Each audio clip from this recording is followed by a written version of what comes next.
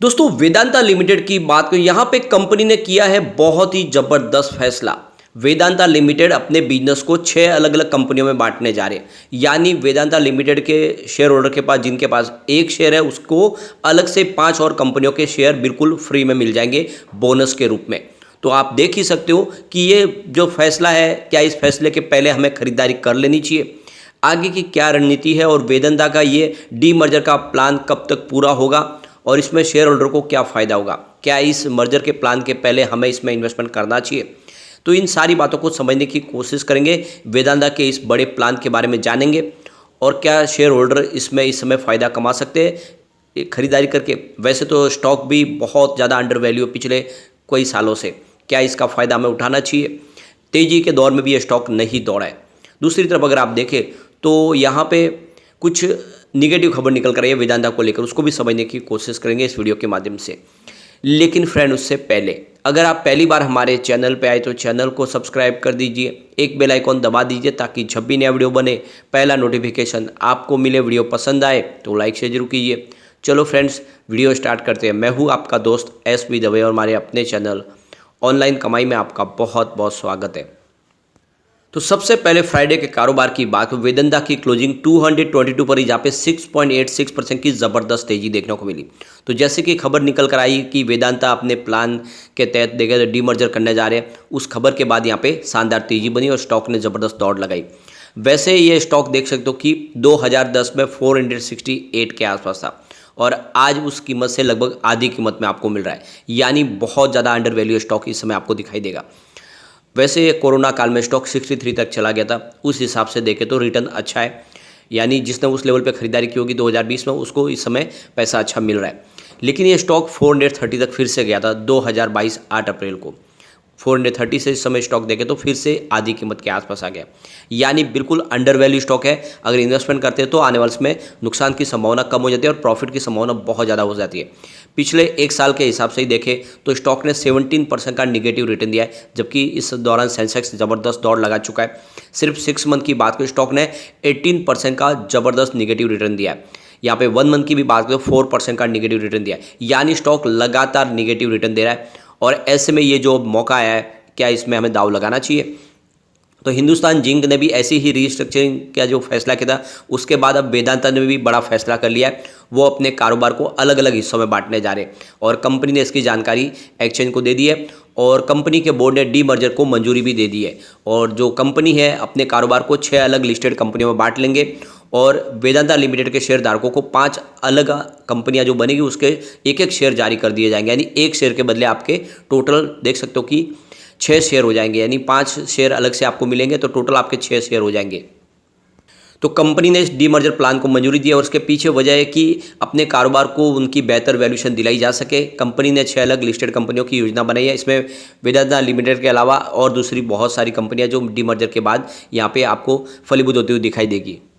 Vedanta limited semiconductor unit को अपने पास रखेगी। इस फैसले के बाद वेदांता के चेयरमैन अनिल अग्रवाल ने कहा है कि कारोबार को अलग करने से हमें उम्मीद है कि इसकी वैल्यू बढ़ती दिखाई देगी। हर वर्टिकल ग्रोथ में तेज ग्रोथ हो जाएगी। हालांकि ये सभी कारोबार नेचुरल रिसोर्स के अंतर्गत ही आते हैं, लेकिन इसका सबका अपना अलग अलग बाजार है, अलग अलग मांग है और अलग अलग सप्लाई और डिमांड है। और इस साथ में उत्पादन बढ़ाने के लिए नई तकनीक का इस्तेमाल करने में भी अलग अलग क्षमताएँ होती है और इसीलिए इन सब बिजनेस को अलग करना जरूरी है। हिंदुस्तान जिंक ने भी शुक्रवार को अपनी रीस्ट्रक्चरिंग योजना पेश की है। इसके अनुसार कमेटी का गठन किया जाएगा जो जिंक, लेड और सिल्वर रिसाइकलिंग कारोबार को अलग करने पर सुझाव देगी, जिससे शेयर होल्डर के लिए नए अवसर खुलेंगे। अलग अलग कंपनियों में अपने बाजार में अग्रणी भूमिका हासिल करने पर फोकस कर सकेंगे और लंबी अवधि की ग्रोथ भी पा सकेंगे। और देख सकते हो कि यहाँ पे मैनेजमेंट ने इसके साथ में कंपनी से बाहर से सलाहकार को भी अपॉइंट करने की यहाँ पे घोषणा की है। मैनेजमेंट को मौजूद सभी विकल्पों की जानकारी देगा। हिंदुस्तान जिंक में वेदांता लिमिटेड की 64% की हिस्सेदारी है। तो वेदांता जो अलग अलग कंपनियों अपने बिजनेस को बांटेगा, उसमें देखें तो वेदांता लिमिटेड होगी सबसे ऊपर, उसके बाद में वेदांता ऑयल एंड गैस और तीसरी कंपनी होगी वेदांता स्टील एंड फेरस। चौथे नंबर की जो कंपनी है वो वेदांता बेस मेटल्स, उसके बाद में वेदांता पावर और वेदांता एल्यूमिनियम। तो इस तरह से अलग अलग बिजनेस के हिसाब से कंपनियां अलग अलग गठित की जा रही है और कंपनी के सीईओ के नाम की भी घोषणा की गई है। तो अलग अलग कंपनियों के लिए सीईओ होंगे, एक डिप्टी सीईओ भी घोषित किया गया है। तो एक्सचेंज को जानकारी दी गई, उसमें देखा नवीन जाजू जो सीईओ होंगे वेदांता स्टील एंड फेरस के। क्रिस ग्रिफिथ ये सीईओ होंगे वेदांता बेस मेटल्स के, विभव अग्रवाल सीईओ होंगे वेदांता पावर के, और जॉन स्लेवन सीईओ होंगे वेदांता एल्यूमिनियम के, और स्टीव मूर ड्यूटी सीईओ है वेदांता ऑयल एंड गैस के। वेदांता के पास हिंदुस्तान जिंक की 65% की हिस्सेदारी बनी रहेंगी। साथ ही कंपनी स्टेनलेस स्टील और सेमीकंडक्टर डिस्प्ले बिजनेस में भी निवेश करेगी। आगे आने वाले 15 महीनों में ये डीमर्जर की प्रक्रिया पूरी कर ली जाएगी। वेदांता की पेरेंट कंपनी वेदांता रिसोर्सेज काफ़ी वक्त से कर्ज के संकट से जूझ रही है। कंपनी को अगले वित्त वर्ष तक करीब $5 बिलियन का कर्ज चुकाना है। इस डीमर्जर से अनिल अग्रवाल को उनके मेटल्स टू एनर्जी एम्पायर के डेट लोड यानी कर्ज के बोझ को कम करने में मदद मिल सकती है। यह फैसला कर्जग्रस्त वेदांता रिसोर्स के रिस्ट्रक्चर को सरल बना देगा, जिससे कंपनी के लिए पूंजी जुटाना भी आसान हो जाएगा। वेदांता ग्रुप के डीमर्जर को लेकर बाजार में लंबे समय से चर्चा हो रही थी। इस चर्चाओं को पिछले महीने तब और बल मिला जब चेयरमैन अनिल अग्रवाल ने खुद अपने शेयर होल्डर को एक वीडियो संदेश जारी किया, जिसमें उन्होंने कहा कि कंपनी अपने अलग अलग कारोबार के लिए अलग अलग लिस्टिंग के बारे में सोच रही है और इससे सलाहकारों से विचार विमर्श कर रही है। अपने वीडियो संदेश में पीएम नरेंद्र मोदी को कोट करते हुए उन्होंने कहा था कि हमारे पीएम का विजन है देश को मैन्युफैक्चरिंग हब बनाना है और प्रति व्यक्ति की आय को $2,000 से लेकर $5,000 तक पहुंचाना है। वेदांता के पास तेल, गैस, एल्यूमिनियम, इंटीग्रेटेड पावर, तांबा, जस्ता, चांदी, सीसा, लोहा, इस्पात, निकल, सेमीकंडक्टर, डिस्प्ले ग्लास और काफ़ी कुछ है, जो बहुत सारे नेशनल रिसोर्स के ऊपर काम करने वाली कंपनी है, जिसके बहुत सारे अलग अलग लिस्टिंग के बाद नए अवसर भी खुलेंगे और शेयर होल्डर को बहुत सारा फायदा होगा।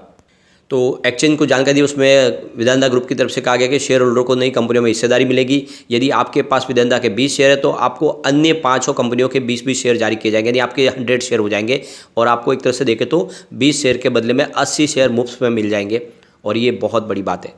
तो जैसे कि पिछले दिनों रिलायंस ने भी ऐसे डीमर्जर करके लोगों को रिलायंस जियो फाइनेंशियल का एक शेयर बोनस के रूप में दिया था, वैसे ही अब वेदांता ग्रुप भी अपनी कंपनियों को 6 अलग अलग हिस्सों में बांटेगी और जिसके पास 1 शेयर है वेदांता का, उसके टोटल 6 शेयर हो जाएंगे, यानी 5 शेयर उसको बोनस के रूप में मिल जाएंगे।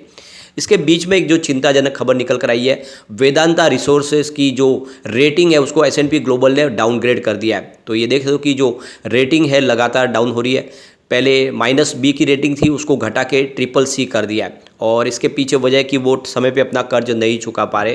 तो देख सकते हो कि जो बॉन्ड्स की जो मैच्योरिटी है जनवरी 2024 में, वो आप समझ सकते हो कि उसको आगे करना चाहते हैं ताकि वो अपने बॉन्ड्स की जो रकम है उसको चुका पाए। तो करीब $1 बिलियन की जो बॉन्ड्स की मैच्योरिटी जनवरी 2024 में होने वाली है और कंपनी के पास इस समय फंड की काफ़ी ज़्यादा कमी है और ऐसे में वो चाहते हैं कि उनके जो स्टेक होल्डर हैं उनसे बातचीत करके लेंडर से कह के उस मैच्योरिटी की डेट को थोड़ा बढ़ाया जाए ताकि वो आने वाले समय अपने कर्ज को चुका पाए। तो ये चिंताजनक बात इस कंपनी के लिए ज़रूर है। वैसे बिजनेस भी इनका काफ़ी कम रहा है, उसकी वजह से प्राइस नीचे आई, क्योंकि आप देखें तो जून 2022 में जहाँ पे इनका रिवेन्यू 39,355 करोड़ के आसपास था, वो जून 2023 में 34,279 करोड़ के आसपास आया। वैसे मार्च में रिवेन्यू थोड़ा ठीक था, 38,635 करोड़ के आसपास था। अब यहाँ पे प्रॉफिट की भी बात करें, जून 2022 में 5,590 रुपीज़ का ज़बरदस्त प्रॉफिट था। जून 2023 में 3,308 करोड़ के आसपास प्रॉफिट था, लेकिन मार्च के मुकाबले बढ़ा है। मार्च में 3,130 रुपीज़ के आसपास प्रॉफिट था। तो क्वार्टर ऑन क्वार्टर बेसिस पे प्रॉफिट बढ़ा है, लेकिन ईयर ऑन बेसिस पे प्रॉफिट जरूर कम हुआ है। रिवेन्यू देखें तो रिवेन्यू में यहाँ पे जो सबसे बड़ी बात है कि ईयर ऑन बेसिस पे तो वृद्धि अच्छी खासी हुई है। 2019 में जहाँ पे 96,066 करोड़ के आसपास रेवेन्यू था, वो 2023 में बढ़ के 1,50,159 करोड़ के आसपास पहुँच गया। तो इस हिसाब से देखें तो आंकड़े उत्साहवर्धक है और आप समझ सकते हो कि अगर आप लॉन्ग टर्म इन्वेस्टर तो इस समय इन्वेस्टमेंट कर सकते हैं वेदांता में, क्योंकि काफ़ी अच्छा मौका है। 1 शेयर के बदले आपको 5 शेयर और मिल जाएंगे, यानी आपके पास 6 शेयर हो जाएंगे और अलग अलग कंपनियां अपने बिजनेस को लेकर आगे बढ़ेगी, उस हिसाब से इनके शेयरों की प्राइस में भी काफ़ी आपको अप डाउन देखने को मिलेगा। तो ये एक अच्छा मौका है, इस समय खरीदारी करें। आने वाले समय जिस कंपनी का जिस परफॉर्मेंस है उस हिसाब से शेयरों की प्राइस बढ़नी शुरू हो जाएगी और ये बहुत अच्छा मौका है अलग अलग सेक्टर में इन्वेस्टमेंट करने का। आपके लिए 1 शेयर में निवेश करने का मतलब है कि आपको कई शेयर मिल जाएंगे। यहाँ पे प्रमोटर की होल्डिंग काफ़ी अच्छी है, 68.11% की होल्डिंग प्रमोटर की है। वैसे कुछ कम हुई है दिसंबर में, 69.69 के आसपास थी। वैसे 99.99% के शेयर पूरे गिरवी रखे हुए। एफआई की होल्डिंग कुछ कम हुई है, 7.90% के आसपास थी दिसंबर में। जून में 7.48% हुई है और डीआई की होल्डिंग भी घटी है, 11.04% के आसपास थी दिसंबर में, फिलहाल 9.98% के आसपास है। तो कुछ होल्डिंग डीआई की घटी है। म्यूचुअल फंड की बात करूँ, उनकी 1.19% की होल्डिंग थी दिसंबर में, फिलहाल 0.25% की होल्डिंग है। तो म्यूचुअल फंड ने भी अपनी होल्डिंग कुछ कम की है।